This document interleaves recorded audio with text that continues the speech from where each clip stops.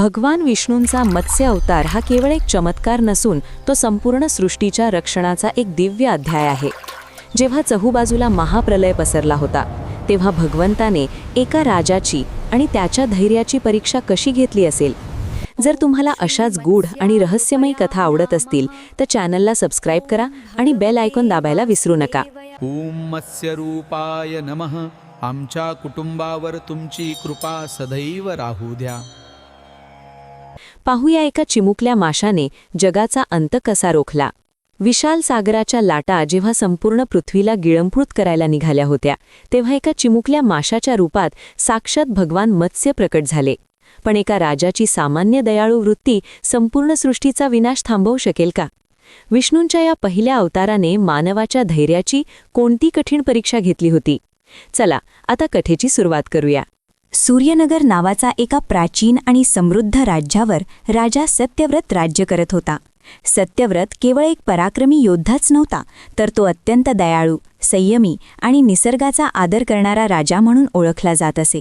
कडक शिस्त आणि न्यायाच्या बाबतीत त्याचे नाव सर्वदूर पसरले होते. तरीही त्याच्या मनात सृष्टीतील अगदी लहान जीवाप्रती अपार करुणा होती. एके दिवशी पहाटेच्या वेळी जेव्हा हवेत सुखद गारवा पसरलेला होता आणि सूर्यकिरणे नुकतीच पूर्वेकडून धरणीला स्पर्श करत होती तेव्हा राजा सत्यव्रत आपल्या नित्यकर्मासाठी कृतमला नदीच्या शांत तीरावर गेला. नदीचे पाणी आरशासारखे स्वच्छ दिसत होते आणि वातावरणात एक वेगळीच पवित्रता जाणवत होती. राजाने संथपणे पाण्यात पाय टाकले तेव्हा पाण्याच्या थंडाव्याने त्याच्या अंगावर शहारा आला आणि त्याला एक वेगळीच आध्यात्मिक ऊर्जा जाणवली. नित्यनियमाप्रमाणे त्याने नदीच्या पात्रात झोकून आपल्या दोन्ही हातांच्या अंजलीत पाणी घेतले आणि सूर्यदेवाला अर्घ्य अर्पण करण्यासाठी तो सज्ज झाला. पण त्याच क्षणी त्याला आपल्या हाताच्या तळव्यावर काहीतरी हालचाल जाणवली. त्याने निरखून पाहिले तर त्याला दिसले की त्याच्या हातातील अल्पशा पाण्यात एक अतिशय छोटा आणि चपळ मासा आहे. त्या माशाचा रंग एखाद्या शुद्ध सोन्यासारखा सकाळच्या उन्हात चमकत होता आणि त्याचे डोळे विलक्षण तेजस्वी होते. राजा सत्यव्रताने त्या लहान माशाला सन्मानाने पुन्हा नदीच्या पात्रात सोडण्याचा प्रयत्न केला, कारण त्याला वाटले की हा जीव नदीच्या विशाल प्रवाहातच सुरक्षित आणि सुखी राहील. पण जसा तो मासा पाण्याच्या दिशेने झुकला तसा त्या माशाने चक्क मानवी आवाजात बोलायला सुरुवात केली. त्या माशाचा आवाज अत्यंत मधुर पण तितकाच व्याकुळ होता. तो म्हणाला, "ही महान राजा, तू अत्यंत दयाळू आहेस अशी तुझी कीर्ती मी ऐकली आहे. मग या क्रूर नदीच्या पात्रात मला पुन्हा का ढकलत आहेस? तुला ठाऊक नाही का की या नदीत राहणारे मोठे मासे माझ्यासारख्या लहान जीवाला एका क्षणात संपवून टाकतील? मला मृत्यूची भीती वाटते आहे आणि या जगात तुझ्याशिवाय मला कोणीही आश्रय देऊ शकणार नाही. सांगावे तर एका दुर्बलाचे रक्षण करणे हेच राजाचे परम कर्तव्य नाही का? कृपा करून माझे रक्षण कर." राजा सत्यव्रत हे ऐकून क्षणभर स्तब्ध झाला. एका लहान जीवाचे हे बोल ऐकून त्याच्या मनात आश्चर्यापेक्षा त्या जीवाबद्दलची जबाबदारी अधिक तीव्र झाली. त्याला जाणवले की ही घटना केवळ योगायोग नाही, तर त्याच्या धैर्याची आणि कर्तव्याची ही एक वेगळी परीक्षा आहे. राजाने विचार केला की जो राजा आपल्या राज्यात किंवा आश्रयाला आलेल्या अगदी छोट्या जीवाचे रक्षण करू शकत नाही, तो प्रजेचे पालन कसे करणार? त्या माशाच्या शब्दात एक प्रकारचे विलक्षण आकर्षण होते, जे राजाला खोलवर विचार करायला भाग पाडत होते. त्याने कोणतीही शंका न बाळगता तत्काळ आपला कमंडलू उचलला आणि अत्यंत काळजीपूर्वक त्या माशाला त्यात स्थान दिले. कमंडलूत जाताच तो मासा आनंदाने पोहू लागला, पण राजाच्या मनात विचारांचे काहूर माजले होते. त्याला वाटले की हा मासा नक्कीच सामान्य नाही, परंतु त्याने त्यावर अधिक तर्क न लढवता सध्या फक्त त्या जीवाचे रक्षण करण्यावर लक्ष केंद्रित केले. नदीच्या लाटा संथपणे वाहत होत्या, जणू काही त्या राजाच्या या पवित्र निर्णयाची साक्षीदार होत्या. सत्यव्रत आपल्या राजवाड्याकडे पावले टाकू लागला तेव्हा त्याला सृष्टीच्या रहस्यांची थोडी थोडी चाहूल लागू लागली होती. त्याला माहीत नव्हते की या एका निर्णयामुळे त्याचे नाव इतिहासात अजरामर होणार आहे आणि हा लहान मासा साक्षात भगवान विष्णूंचा मत्स्य अवतार आहे, जो एका मोठ्या विनाशापासून जगाला वाचवण्यासाठी आला आहे. अशा प्रकारे राजा सत्यव्रत आणि भगवान मत्स्य यांची ही पहिली भेट एका अलौकिक प्रवासाची सुरुवात ठरली, जिथे एका राजाची करुणा संपूर्ण सृष्टीच्या रक्षणाचे माध्यम बनणार होती. राजा सत्यव्रत आपल्या राजवाड्यात परतला तेव्हा त्याच्या हातात असलेल्या कमंडलूत तो छोटा सुवर्ण मत्स्य शांतपणे पहुडलेला होता. राजवाड्यात पोहोचताच राजाने सर्वात आधी एका शुभ्र स्फटिकाच्या पात्रात स्वच्छ पाणी भरले आणि अत्यंत नाजूकपणे त्या माशाला त्यात सोडले. त्या लहान माशाचे सौंदर्य पाहून राजाच्या मनात पुन्हा एकदा कौतुक दाटून आले. परंतु हे सुख फार काळ टिकणारे नव्हते. राजा आपल्या इतर राजकार्यात व्यस्त होण्यापूर्वीच त्याला त्या पात्रातून पाण्याचा जोराचा आवाज ऐकू आला. त्याने वळून पाहिले तर त्याला आपल्या डोळ्यांवर विश्वासच बसेना. कारण काही मिनिटांपूर्वी तळव्या एवढा असलेला तो मासा आता त्या स्फटिक पात्राच्या आकारापेक्षा मोठा झाला होता. माशाचे शरीर त्या पात्राच्या भिंतींना घासत होते आणि त्याला हालचाल करणेही कठीण जात होते. राजा सत्यव्रताने चकित होऊन विचार केला की एखाद्या जीवाचा आकार इतक्या वेगाने कसा वाढू शकतो. त्याने आपल्या विश्वासू सेवकांना बोलावून एका मोठ्या तांब्याच्या हंड्याची व्यवस्था करायला सांगितली, जो राजवाड्यातील सर्वात मोठे पात्र होते. राजाने स्वतः त्या माशाला उचलून मोठ्या हंड्यात ठेवले. पण जणू काही तो मासा राजाच्या धैर्याची आणि क्षमतेची परीक्षाच घेत होता. हंड्यात ठेवताच अवघ्या काही क्षणात तो मासा पुन्हा एकदा वाढू लागला आणि बघता बघता त्या मोठ्या हंड्यातही त्याला स्वतःचे शेपू ठेवण्यासाठी जागा उरली नाही. राजाच्या मनात आता कुतूहल आणि थोडी भीती दाटून आली होती. कारण सृष्टीच्या नियमानुसार कोणताच जीव अशा प्रकारे क्षणार्धात विशाल होऊ शकत नव्हता. त्या माशाने पुन्हा एकदा राजाकडे पाहिले. त्याच्या डोळ्यांत एक वेगळीच चमक होती आणि तो पुन्हा मानवी स्वरात बोलला की हे राजा, तू मला रक्षण देण्याचे वचन दिले होतेस, पण हे पात्र तर माझ्यासाठी अतिशय लहान पडत आहे. मला श्वास घेणेही कठीण होत आहे. तू मला अधिक मोठे आणि मोकळे घर देऊ शकत नाहीस का? राजा सत्यव्रताने त्या माशाचे शब्द ऐकले आणि त्याला जाणवले की हा केवळ योगायोग नसून काहीतरी दैवी संकेत आहे. त्याने तात्काळ राजवाड्यातील कर्मचाऱ्यांना बोलावले आणि सांगितले की आता या माशाला राजवाड्यातील सर्वात मोठ्या रांजणात हलवावे लागेल. राजाची पत्नी सुमन तिथे आली आणि तिने जेव्हा हा प्रकार पाहिला तेव्हा तिलाही निसर्गाचा हा अजब खेळ पाहून आश्चर्य वाटले. राजा सत्यव्रत मात्र गंभीर होता, कारण त्याला समजले होते की ज्या जीवाचे रक्षण त्याने स्वीकारले आहे तो जीव आता त्याच्या कल्पने पलीकडे जात आहे. त्याने विचार केला की कदाचित हा मासा त्याला काहीतरी सांगण्याचा प्रयत्न करत आहे किंवा त्याच्या आयुष्यात एखादे मोठे संकट येणार आहे ज्याची ही पूर्वसूचना आहे. माशाची वाढ होणे ही केवळ शारीरिक घटना नसून राजाच्या कर्तव्याच्या सीमा विस्तारणारी एक घटना होती. राजाने मोठ्या रांजणाची व्यवस्था केली खरी, पण त्याच्या मनात आता एकच प्रश्न होता की हा मासा कुठे जाऊन थांबणार आणि त्याच्या या अचाट वाढीचे गुपित काय आहे. सृष्टीचे हे चक्र आता राजाला अशा वळणावर घेऊन जात होते जिथे त्याला भौतिक मर्यादा ओलांडून आध्यात्मिक सत्याचा शोध घ्यावा लागणार होता. राजा सत्यव्रत राजवाड्याच्या प्रांगणात असलेल्या एका प्रचंड मोठ्या रांजणासमोर उभा होता, ज्याला हलवण्यासाठी अनेक सैनिकांची मदत घ्यावी लागली होती. तरीही त्याच्या मनात त्या सुवर्ण मत्स्याबद्दलची काळजी सतत वाढत होती. मघाशी तांब्याच्या हंड्यातही मावेनासा झालेला तो अद्भुत मासा आता या विशाल रांजणात सोडला जाणार होता, जो अनेक माणसांची तहान भागवण्यासाठी पुरेसा होता. राजाने मोठ्या कष्टाने आणि अतिशय प्रेमाने त्या माशाला उचलले आणि त्या रांजणातील शीतल जलात सोडले. मासा पाण्यात जाताच त्याने मोठ्या आनंदाने आपले कल्ले आणि शेपूट हलवले. जणू काही त्याला आता पुरेशी जागा मिळाली होती. राजा आणि राणी सुमन दुरून हे सर्व कुतूहलाने पाहत होते, पण त्यांचे हे समाधान केवळ काही क्षणांचेच ठरले. राजाने पाहिले की जसा तो मासा पोहू लागला तसे त्या रांजणातील पाणी ओसंडून बाहेर वाहू लागले आणि माशाचे शरीर बघता बघता फुगू लागले. तो मासा आता रांजणाच्या कडांना स्पर्श करू लागला होता आणि काही पळांतच त्याचे शरीर इतके वाढले की तो रांजणाच्या तोंडाशी येऊन अडकला.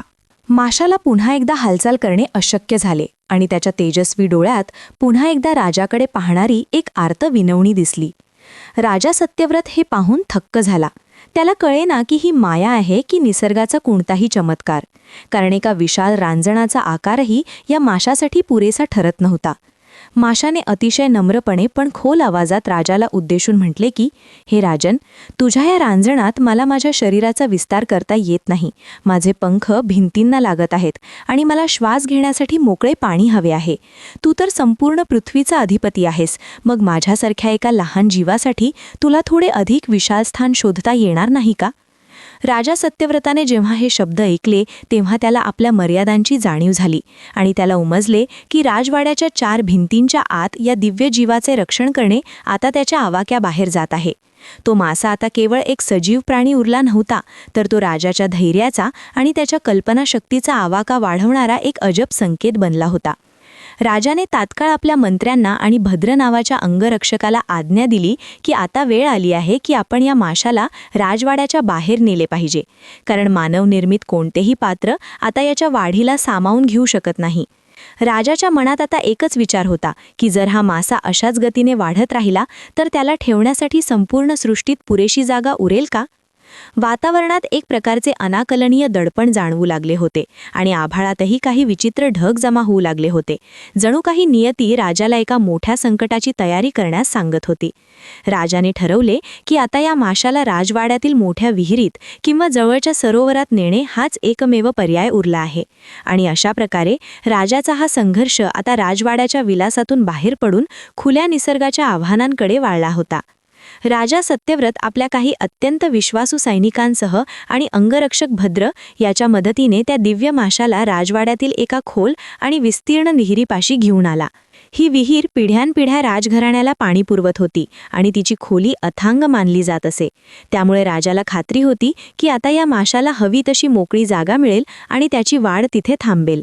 पण जसजसा तो सुवर्ण मत्स्य त्या विहिरीच्या थंड पाण्यात सोडला गेला तसतशी त्याच्या शरीराची हालचाल पुन्हा एकदा विद्युत वेगाने वाढू लागली आणि काही मिनिटांच्या आतच विहिरीचे पाणी काठोकाठ भरून बाहेर वाहू लागले. माशाचे शरीर आता विहिरीच्या खडकाळ भिंतींना घासत होते, ज्यामुळे जुन्या चिऱ्यांमधून थरकात उडवणारे आवाज येऊ लागले आणि विहिरीचा परिघच जणू कमी पडू लागला. हे अद्भुत आणि भीतीदायक दृश्य पाहून भद्र आणि इतर सैनिक मागे सरकले, पण सत्यव्रत मात्र डोळ्यांत तेल घालून हे सर्व पाहत होता. तो विचार करत होता की ही सृष्टीची कोणती विलक्षण शक्ती आहे जी मानवनिर्मित सर्व भौतिक मर्यादा एकामागून एक मोडीत काढत आहे. त्या माशाने पुन्हा एकदा विहिरीच्या खोल पाण्यातून राजाकडे पाहिले आणि त्याच्या आवाजात आता एका प्रकारचे गंभीर आवाहन होते. त्याने सांगितले की ही विहीर देखील त्याच्या अफाट विस्तारासाठी एका अरुंद तुरुंगासारखी झाली आहे, जिथे त्याला साधी हालचाल करणेही अशक्य आहे. राजाने कोणताही विलंब न लावता तात्काळ आपल्या सैनिकांना आज्ञा दिली की आता या माशाला राज्याच्या सर्वात मोठ्या सरोवरात नेणे हाच एकमेव मार्ग आहे. अनेक रथांच्या सहाय्याने आणि मोठ्या चर्मपात्रांचा वापर करून अत्यंत कष्टाने त्या माशाला सरोवराकडे नेण्यात आले. सरोवराचे पाणी निळे, संथ आणि अथांग होते. तरीही जसा त्या दिव्य मत्स्याने सरोवरात प्रवेश केला तसे शांत असलेले पाणी अचानक उचंबळू लागले आणि मोठ्या लाटा उसळू लागल्या.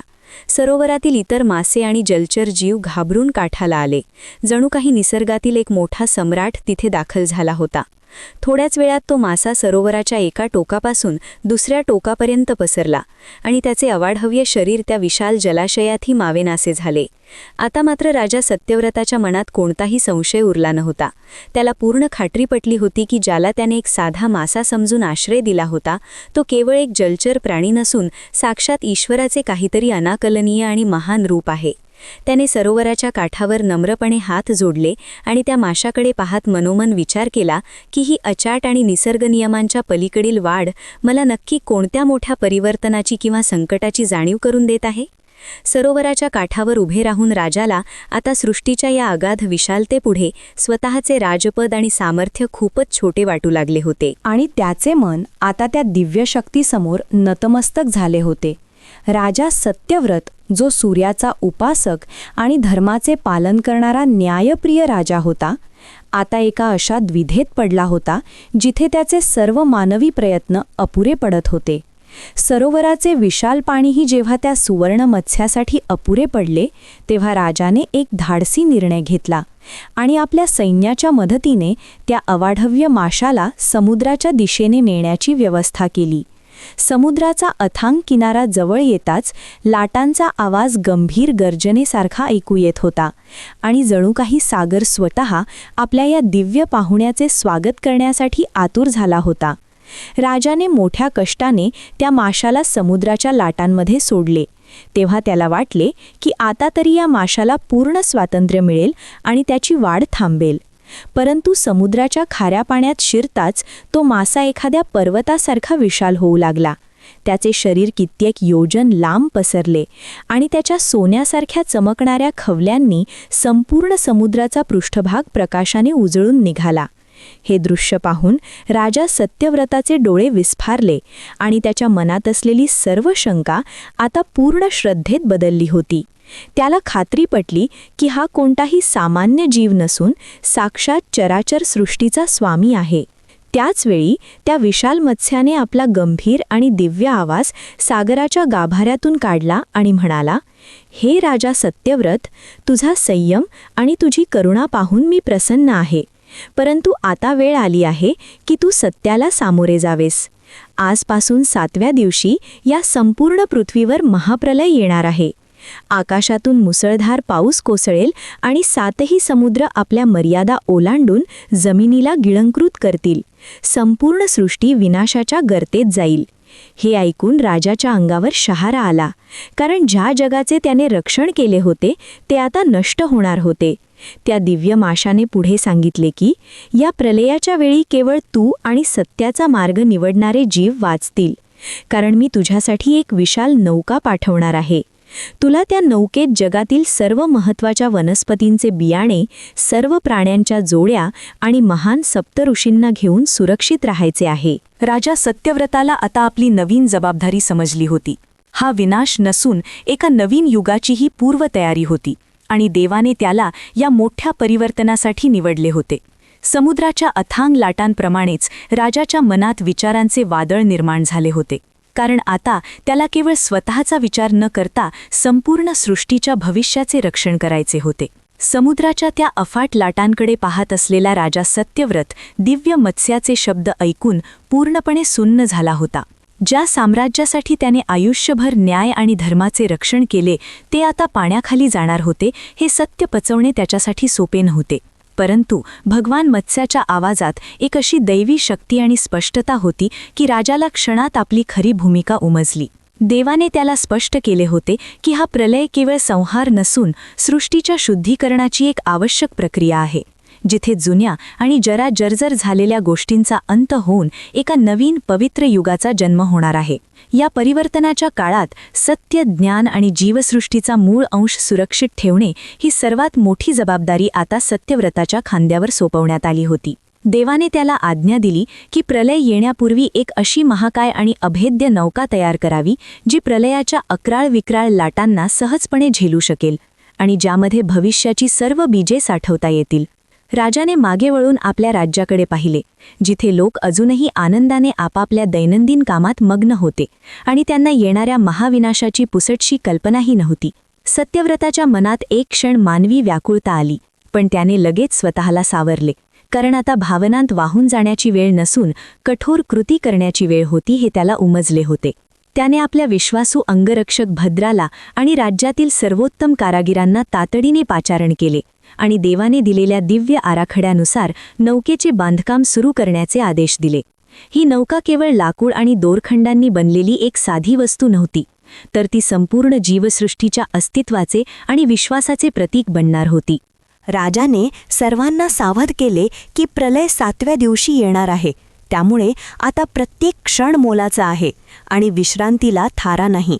कारागिरांना सुरुवातीला हे सर्व काहीसे असंभव वाटले, पण राजाच्या चेहऱ्यावरील विलक्षण गांभीर्य आणि समुद्रात दिसलेले ते अद्भुत दिव्य दृश्य आठवून त्यांनी आपले सर्वस्व पणाला लावून कामाला सुरुवात केली. राजवाड्याच्या गोदीमध्ये रात्रंदिवस काम सुरू झाले. कुऱ्हाडींचे आवाज आणि लाकडांच्या जोडणीचा आवाज वातावरणात घुमू लागला. राजा स्वतः तिथे उभा राहून प्रत्येक गोष्टीची बारकाईने देखरेख करत होता, कारण त्याला माहीत होते की या नौकेच्या मजबूतीवरच जगाचे भवितव्य अवलंबून आहे. त्याला वारंवार त्या मत्स्य अवताराचे तेजस्वी रूप आणि त्याने दिलेला इशारा आठवत होता, ज्यामुळे त्याचा उत्साह कमी होत नव्हता. त्याला आता स्पष्टपणे जाणवू लागले होते की ही केवळ एक नौका नाही, तर येणाऱ्या नव्या युगाचा हा एक भक्कम सांधा आहे, जो जुन्या जगाला नवीन जगाशी जोडण्याचे कार्य करणार आहे. सत्याच्या रक्षणासाठी देवाने दिलेली ही महान संधी हीच राजासाठी आता अंतिम कर्तव्य आणि सेवा होती. अशा प्रकारे विनाशाच्या गडद सावलीत एका नवीन सृष्टीच्या रक्षणाची ही महान तयारी अत्यंत वेगाने सुरू झाली होती. प्रलयाचा 7वा दिवस वेगाने जवळ येत होता आणि राजा सत्यव्रतासमोर आता सर्वात मोठे आणि जटिल आव्हान उभे ठाकले होते. ते म्हणजे केवळ स्वतःचा जीव वाचवणे नव्हे, तर येणाऱ्या नवीन सृष्टीसाठी आवश्यक असलेल्या सर्व घटकांचे संकलन करणे. देवाने दिलेल्या आज्ञेनुसार त्याला पृथ्वीवरील सर्व प्रकारच्या औषधी वनस्पती, विविध पिकांची बी-बियाणे आणि सर्वात महत्त्वाचे म्हणजे महान ज्ञाननिधी असलेले सप्तऋषी यांना एकत्र आणायचे होते. राजाने आपले सर्वात चपळ संदेशवाहक 4 दिशांना धाडले, जेणेकरून डोंगराच्या दऱ्याखोऱ्यात आणि घनदाट अरण्यात राहणाऱ्या ऋषीमुनींना या आगामी संकटाची कल्पना देऊन त्यांना सुरक्षित स्थळी पाचारण करता येईल. भद्र आणि त्याच्या सैनिकांनी दिवस-रात्र एक करून राज्यातील सर्वोत्कृष्ट संग्रहालयांमधून आणि जंगलांमधून दुर्मिळ वनस्पतींचे अंश गोळा करण्यास सुरुवात केली. प्रत्येक बी, प्रत्येक पान आणि प्रत्येक मुळी ही भविष्यातील जीवनाचा एक महत्त्वाचा दुवा होती. त्यामुळे त्यात कोणतीही चूक होऊन चालणार नव्हते. राजा स्वतः या कामात जातीने लक्ष घालत होता, कारण त्याला ठाऊक होते की जर अन्नाचे किंवा औषधांचे एकही महत्त्वाचे वाण सुटले तर प्रलयानंतरच्या नवीन जगात मानवाचे आणि इतर जीवांचे जगणे कठीण होईल. त्याचवेळी अत्री, वशिष्ठ, कश्यप, गौतम, जमदग्नी, भरद्वाज आणि विश्वामित्र या 7 महान ऋषींनी जेव्हा राजाचा निरोप घेतला तेव्हा त्यांना आपल्या दिव्य दृष्टीने भगवान विष्णूंच्या मत्स्य अवताराच्या योजनेची प्रचिती आली होती. ते सर्वजण आपल्या तपोबलाने आणि ज्ञानाने सज्ज होऊन निश्चित केलेल्या स्थळाकडे चालू लागले, कारण त्यांना माहीत होते की विनाशाच्या या महातांडवात केवळ ज्ञानच जगाला पुन्हा दिशा दाखवू शकेल. साठवणुकीचे हे काम अत्यंत कठीण होते, कारण एका बाजूला समुद्राचा वाढणारा आवाज भीती निर्माण करत होता आणि दुसऱ्या बाजूला वेळेची कमतरता होती. तरीही राजा सत्यव्रत ढळला नाही.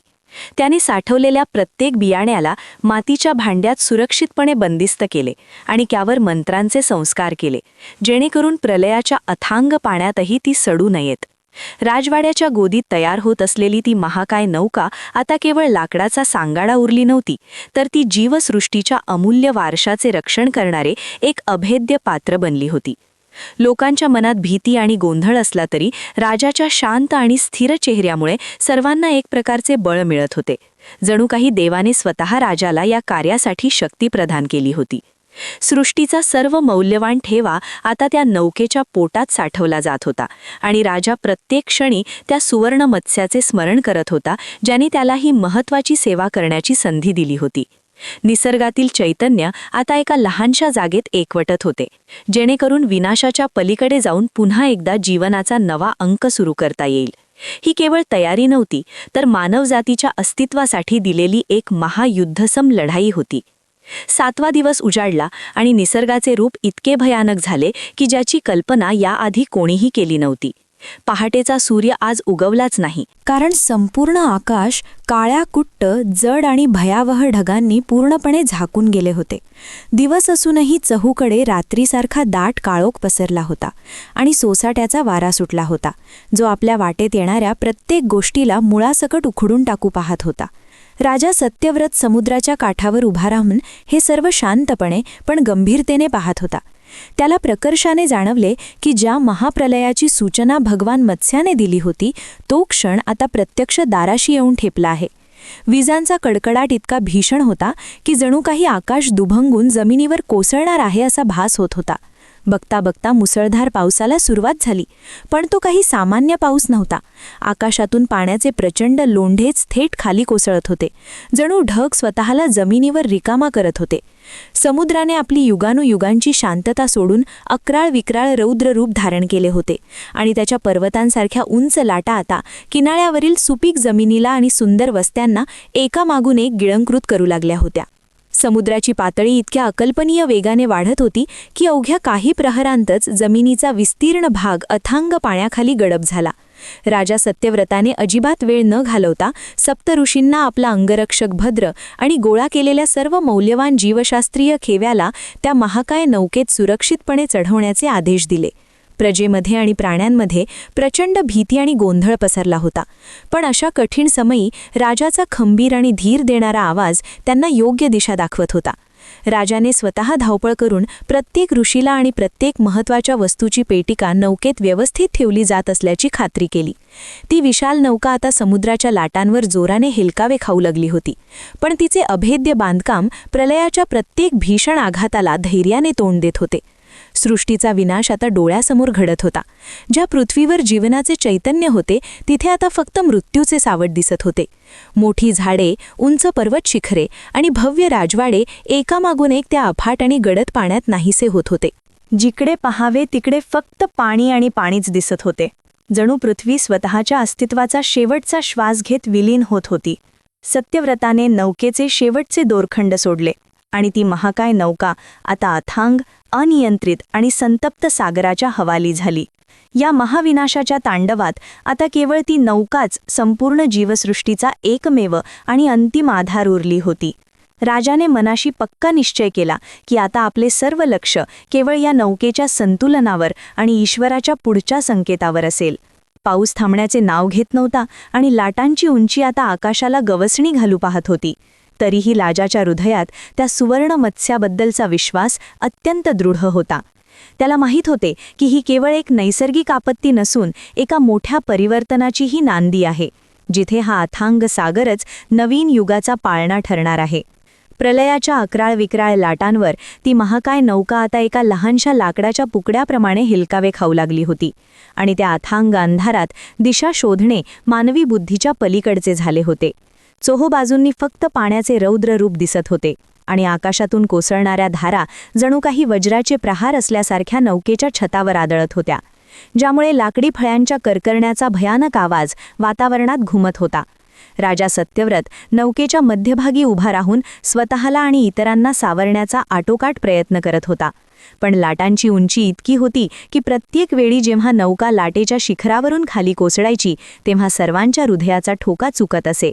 अंगरक्षक भद्र आणि काही धाडसी सैनिक दोरखंडांनी नौकेच्या महत्त्वाच्या भागांना बांधून ठेवण्याचा प्रयत्न करत होते, पण उसळणाऱ्या पाण्याचे लोंढे नौकेच्या आत शिरू पाहत होते. राजाला जाणवत होते की हे केवळ शारीरिक सामर्थ्याचे युद्ध नाही, तर हे धैर्याचे आणि संयमाचे महायुद्ध आहे, जिथे प्रत्येक क्षण हा जगण्या आणि मरण्यामधील अंतर कमी करत होता. नौकेत असलेले प्राणी घाबरून ओरडत होते. त्यांचे आवाज वादळाच्या गर्जनेत विरून जात होते आणि सुमनच्या डोळ्यांत भीती स्पष्ट दिसत होती. तरीही तिने राजाच्या विश्वासावर स्वतःला सावरले होते. अशा या काळरात्रीत जेव्हा सर्व काही संपल्यासारखे वाटत होते, तेव्हा नौकेच्या एका कोपऱ्यात बसलेले 7 महान ऋषी अत्यंत शांत आणि ध्यानमग्न होते. त्यांच्या मुखातून निघणारे संथ मंत्रोच्चार वादळाच्या आवाजाला छेद देऊन एक विलक्षण मानसिक शांतता पसरवत होते, ज्यामुळे राजाला आणि त्याच्या सोबत्यांना काही काळ बळ मिळत असे. सत्यव्रताने पाहिले की जरी बाहेर प्रलय थैमान घालत असला तरी या ऋषींच्या तपोबलामुळे आणि ज्ञानामुळे नौकेभोवती एक अदृश्य संरक्षणाचे कवच निर्माण झाल्याचा भास होत होता. वादळ इतके तीव्र होते की नौका कधीही उलटून जाईल अशी परिस्थिती निर्माण झाली होती आणि राजाच्या मनात एक क्षण शंका आली की आपण या संकटातून कधी बाहेर पडू शकू का. पण त्याच क्षणी त्याला भगवान मत्स्याचे ते तेजस्वी रूप आठवले आणि त्याने आपला संभ्रम झटकून टाकला. त्यांनी विचार केला की जर ईश्वराने आपल्याला या कार्यासाठी निवडले आहे तर ही परिस्थिती केवळ एक परीक्षा आहे, जिथे आपल्याला शेवटपर्यंत टिकून राहायचे आहे. लाटांनी नौकेला वेढले होते, पण सत्यव्रताचा हात नौकेच्या खांबावर घट्ट होता, जणू तो संपूर्ण मानवजातीचे भवितव्य त्या एका खांबात धरून उभा होता. ही रात्र केवळ पाऊस आणि वाऱ्याची नव्हती, तर ती मानवाच्या अंतिम सहनशक्तीची परीक्षा पाहणारी एक अशी वेळ होती जिथे निसर्गाच्या महाबलापुढे मानवाचे अस्तित्व केवळ श्रद्धेच्या एका धाग्यावर लटकलेले होते. अशा प्रकारे त्या अथांग आणि अनियंत्रित सागरात राजा सत्यव्रत आणि त्याचे सोबती मृत्यूच्या दाढेतून मार्ग शोधण्यासाठी धडपडत होते आणि त्या भयावह अंधारात ते केवळ एका दैवी संकेताची वाट पाहत होते, जो त्यांना या विनाशाच्या पलीकडे घेऊन जाईल. प्रलयाच्या त्या अकराळ विक्राळ लाटांनी नौकेला पूर्णपणे घेरले होते आणि मृत्यूचा गडद अंधार प्रत्येक क्षणी जवळ येत असल्याचे जाणवत होते. पण त्याच वेळी निसर्गाचा एक असा चमत्कार घडला ज्याने सर्वांचे डोळे विस्फारले. नौकेभोवतीचे फेसाळलेले पाणी अचानक शांत होऊ लागले आणि त्या अथांग काळ्या पडद्याला छेद देऊन एक दिव्य सुवर्ण प्रकाश सागराच्या तळापासून वर येऊ लागला. पाहता पाहता लाटांमधून साक्षात भगवान विष्णूंचा तो महाकाय मत्स्य अवतार प्रकट झाला, ज्याचे शरीर एखाद्या सुवर्ण पर्वतासारखे चमकत होते आणि ज्याच्या दर्शनाने वातावरणातील भीती क्षणात नाहीशी झाली. तो मत्स्य इतका विशाल होता की त्याच्या एका हालचालीने समुद्राचे प्रवाह बदलत होते, परंतु त्याचे डोळे मात्र अत्यंत करुणामय आणि स्थिर होते.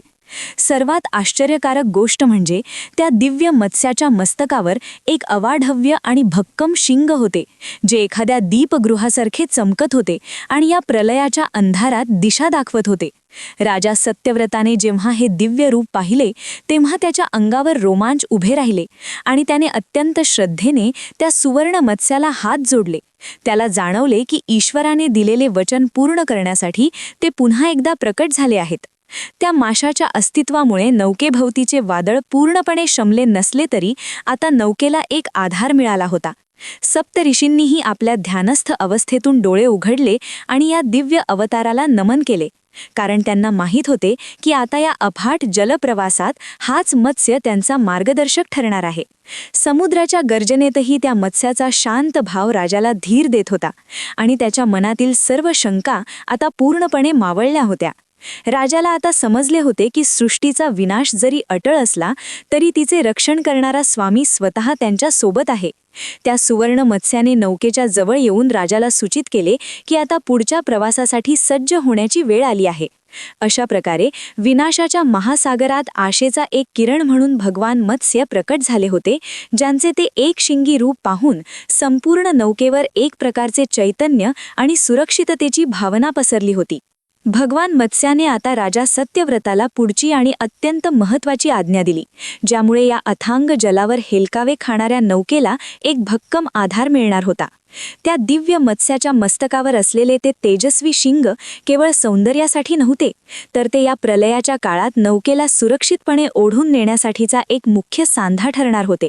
परंतु एवढ्या अक्राळ विक्राळ लाटांच्या तडाख्यात आणि अशा महाकाय नौकेला त्या दिव्य शिंगाशी बांधण्यासाठी कोणत्याही मानवनिर्मित दोरखंडाचे सामर्थ्य पुरेसे नव्हते.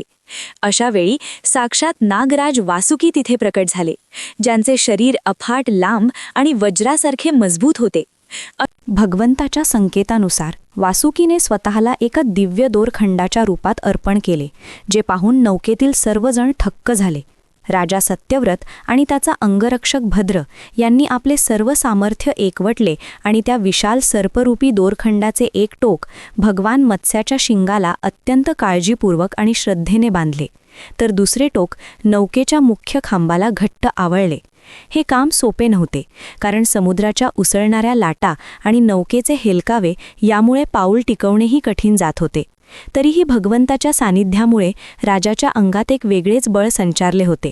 जसा तो दोरखंड घट्ट झाला तसा नौकेचा तो अनियंत्रित प्रवास अचानक थांबला आणि नौकेला एक प्रकारची स्थिरता लाभली.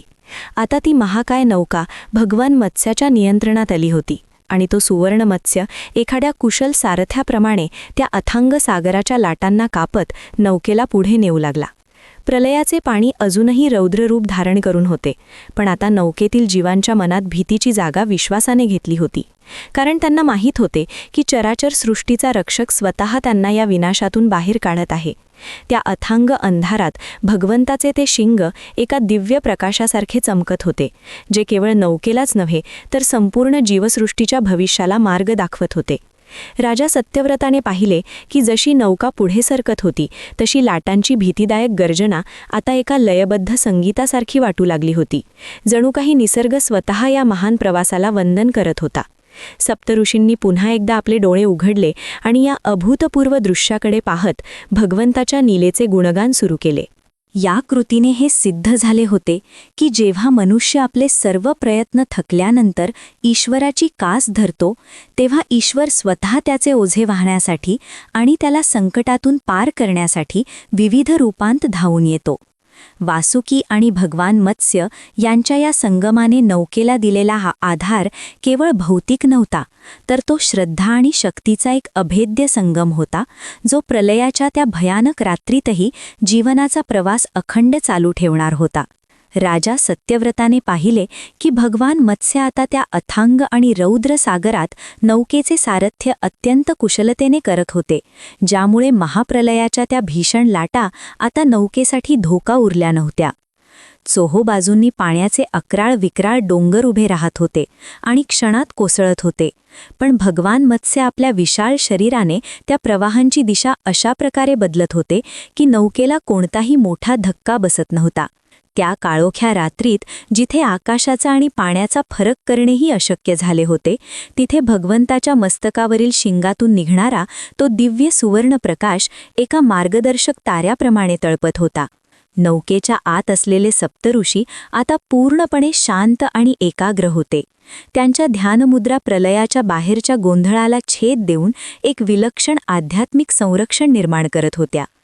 राजा सत्यव्रत नौकेच्या कडेला उभा राहून त्या अफाट जलप्रलयाकडे पाहत होता.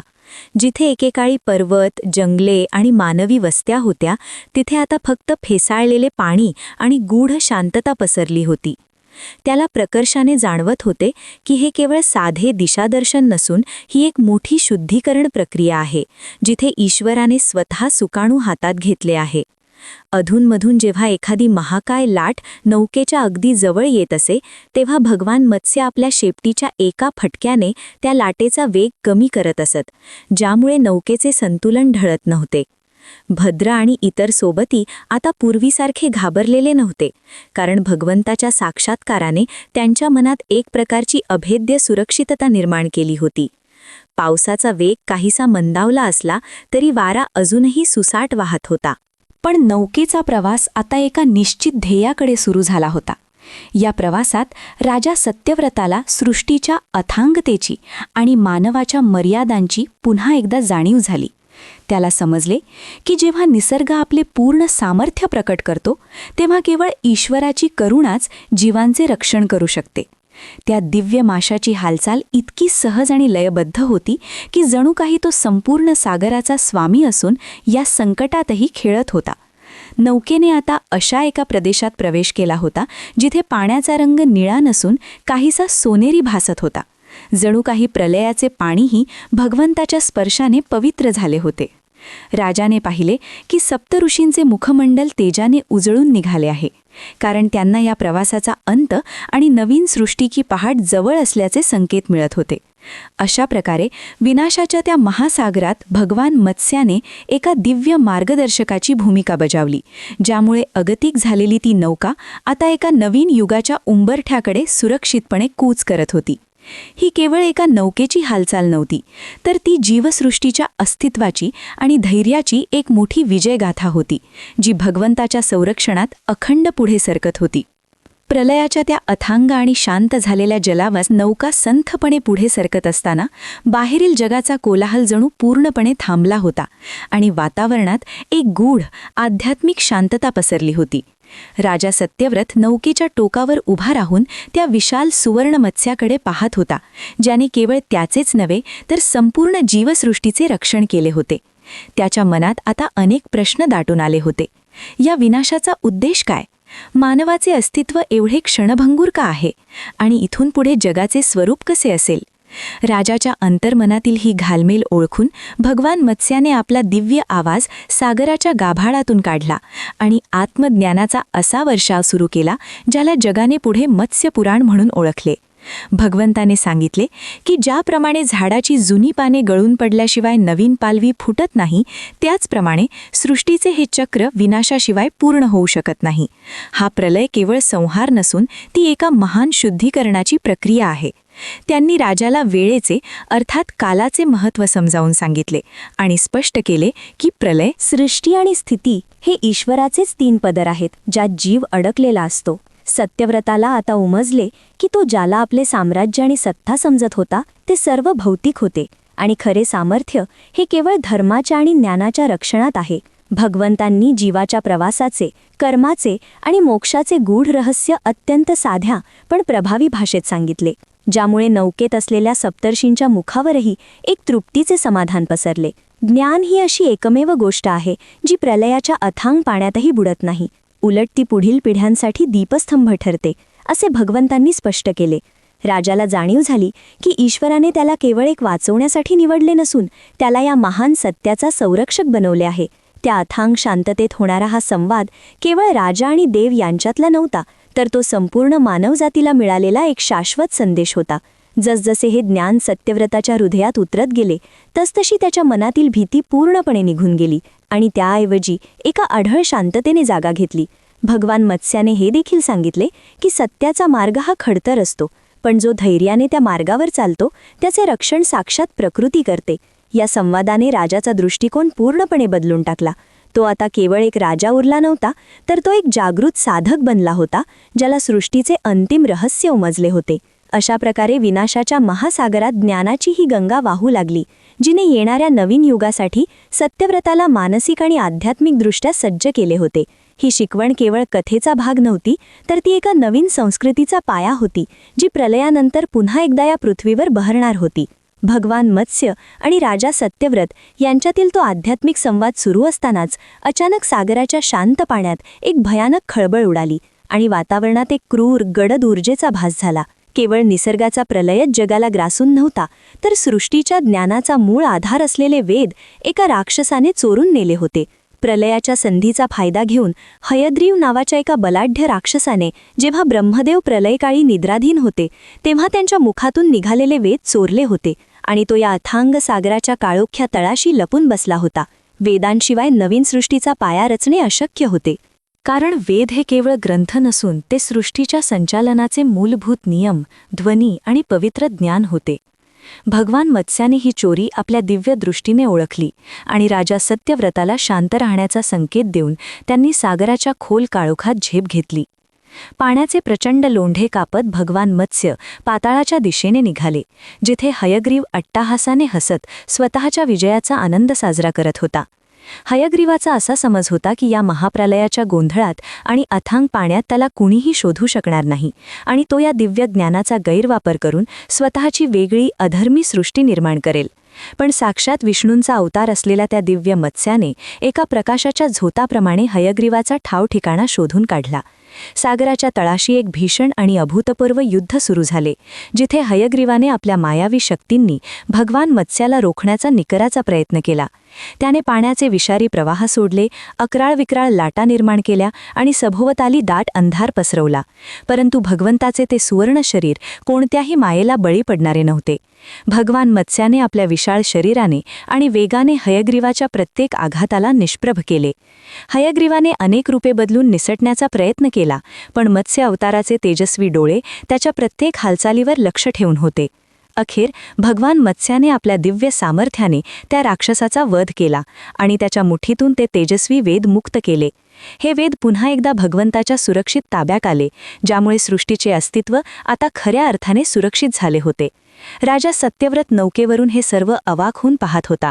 जरी त्याला पाण्याच्या खोलवर सुरू असलेल्या युद्धातील सर्व दृश्ये स्पष्ट दिसत नव्हती, तरीही त्याला समुद्रातून बाहेर पडणारा तो दिव्य प्रकाश आणि विजयाची ती सात्विक ललकारी स्पष्ट जाणवत होती. भगवंतांनी हयग्रीवाचा नाश करून केवळ वेदांचे रक्षण केले नाही, तर नवीन युगासाठी लागणारे शुद्ध ज्ञान अबाधित ठेवले. प्रलयाचा हा काळ केवळ जुन्याच्या विनाशाचा नव्हता, तर तो ज्ञानाच्या शुद्धीकरणाचा आणि रक्षणाचा देखील एक महायज्ञ होता. हयग्रीवाचा अंत होताच सागरातील ती क्रूर खळबळ पूर्णपणे थांबली आणि पुन्हा एकदा भगवंत वेदांसह त्या नौकेपाशी तेजस्वी रूपात प्रगट झाले. आता सृष्टीच्या रक्षणाचे आणि पुनरुज्जीवनाचे कार्य पूर्णत्वास नेण्यासाठी सर्व आवश्यक घटक सत्यव्रत, सप्तऋषी, जीवसृष्टीची बीजे आणि पवित्र वेद एकत्र आले होते.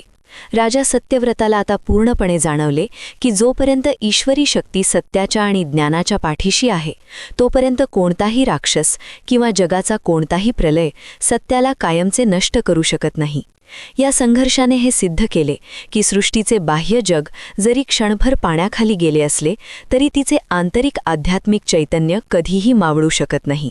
हैग्रीवाचा वध करून आणि पवित्र वेदांचे रक्षण करून जेव्हा भगवान मत्स्य पुन्हा नौकेपाशी परतले तेव्हा सृष्टीच्या इतिहासातील सर्वात मोठ्या परिवर्तनाचा अंतिम क्षण जवळ आला होता. आकाशातील ते काळे कुट्ट ढग आता हळूहळू विरळ होऊ लागले होते आणि कित्येक दिवसांच्या त्या भयानक अंधारानंतर पूर्वेकडून सूर्याच्या पहिल्या कोवळ्या किरणांनी समुद्राच्या पृष्ठभागाला स्पर्श केला, ज्यामुळे ते अथांग पाणी एखाद्या सुवर्णपटासारखे चमकू लागले.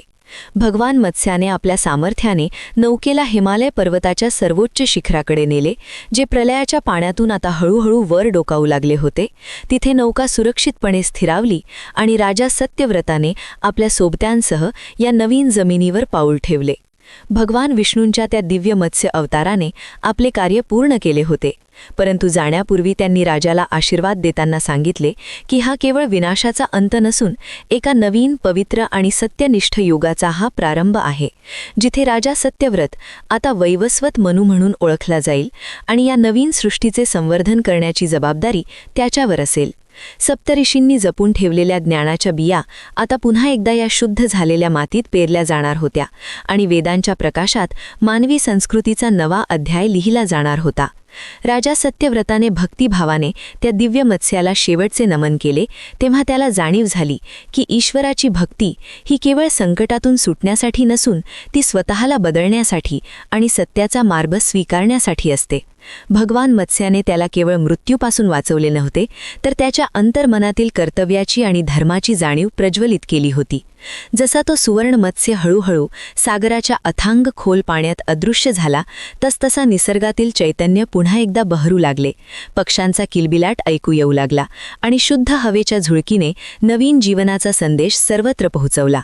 राजा सत्यव्रत, राणी सुमन, भद्र आणि सप्तऋषींनी मिळून या नवीन जगाचा पाया रचण्याचा संकल्प केला, जिथे स्वार्थ आणि अधर्माला जागा नसेल, तर केवळ निसर्ग आणि ईश्वराचा आदर असेल. प्रलयाच्या त्या अथांग आठवणी आता एका महान धड्याच्या रूपात राजाच्या हृदयात कायमच्या कोरल्या गेल्या होत्या, ज्याने त्याला शिकवले होते की जेव्हा सर्व काही संपल्यासारखे वाटते तेव्हाच खऱ्या सत्याचा उगम होतो.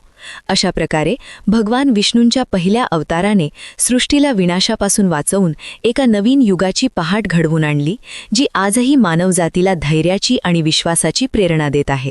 भगवान विष्णूंच्या या पहिल्या अवताराची कथा आपल्याला कठीण प्रसंगातही धर्माच्या वाटेवर चालण्याची आणि निसर्गाचा आदर करण्याची प्रेरणा देते.